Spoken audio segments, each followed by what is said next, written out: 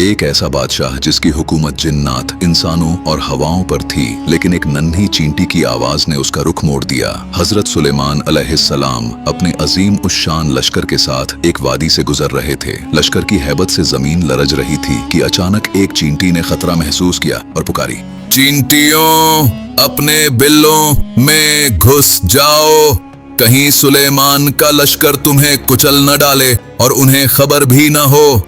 मीलों दूर फैले लश्कर के शोर में अल्लाह ने वो नहीफ सी आवाज सुलेमान अलैहिस्सलाम को सुनवा दी। आप मुस्कुराए और फौरन हुक्म दिया, लश्कर को रोक दो। वो अजीम फौज जिसके सामने पहाड़ हैबत खाते थे, एक छोटी सी चींटी की जान बचाने के लिए वहीं थम गई, क्योंकि सच्ची ताकत कमजोरों को कुचलने में नहीं बल्कि उन्हें तहफ्फुज देने में है। और अल्लाह की कायनात में कोई भी मखलूक हकीर नहीं होती।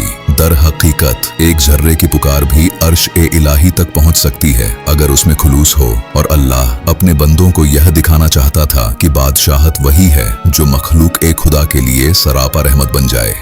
जब तमाम चींटियां महफूज हो गईं, तो वक्त के बादशाह ने सजदाए शुक्र अदा किया। उस चींटी की अपनी कौम के लिए फिक्र हमें अपनी जिम्मेदारियों का एहसास दिलाती है और यह सिखाती है कि तकब्बुर इंसान को अंधा कर देता है, जबकि आजिज़ी ही वो रास्ता है जो इंसान को अल्लाह के सबसे करीब कर देता है।